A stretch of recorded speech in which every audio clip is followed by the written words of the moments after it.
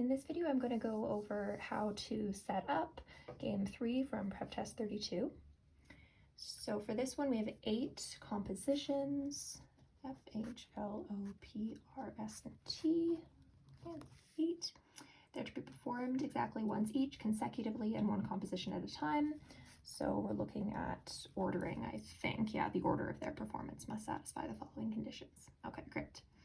T is performed either immediately before or immediately after R. So T immediately before F, or immediately after R. I don't think I said that correctly. So just to read that rule again, T is performed either immediately before F or immediately after R. I'm not told that I can't have both. So there's nothing here preventing RTF. That's still an option, okay? At least two compositions are performed either after F. Okay, so here is where they can't be, they can't both be around T. So at least two, either after F and before R, or after R and before F. So basically at least two between them is what that's getting at. So this is a minimum of 2 between R and F, depending on their orientation. So we're not going to be able to have T in between the two of them like that. 3, O is performed either first or fifth. All right, so here I am actually going to draw out the full options for that O. So drawing out the full diagram for that to show the options for O. The 8th composition performed is either L or H. Just gonna draw that in like this. 4, that's what that was. 5, P is performed at some time before S.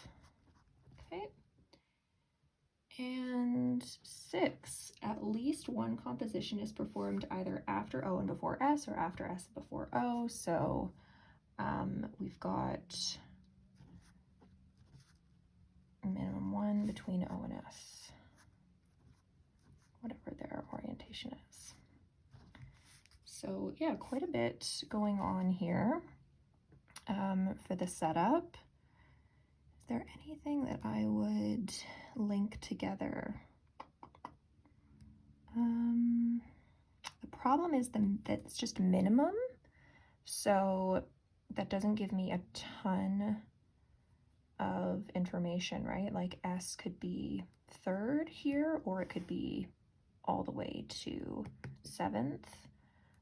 Here, yeah, so I mean, what you can do is you can eliminate certain possibilities. So that might be the way that you have to do it, is just as soon as you place a player, then you have to, yeah, stop them from being somewhere. So like P could be here.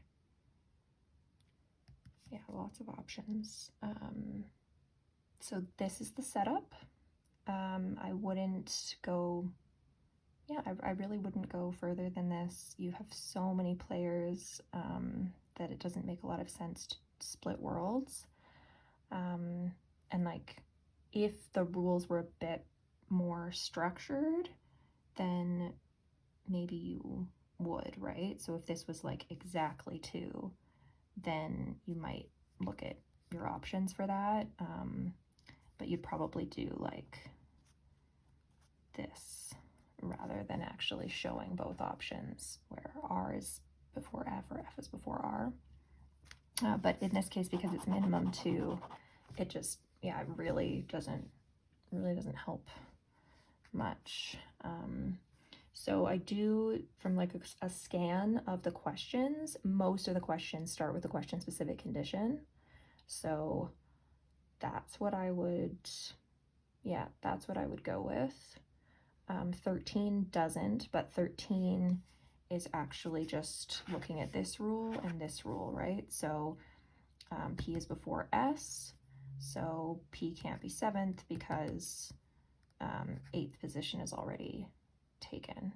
So, I mean, some of them, you know, good to have that visual, but with these ones, it's very clearly just 2 options, and you can actually lock them into the board because they're telling you, like, for O, it's 1st or 5th. For LH, it's one of them has to be 8th, right? So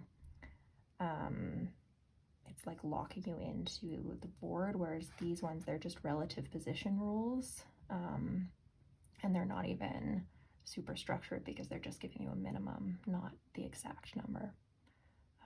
Yeah, so hopefully that helps. I can kind of imagine that might be why you'd asked about setups. So if you have further questions about this game, please let me know.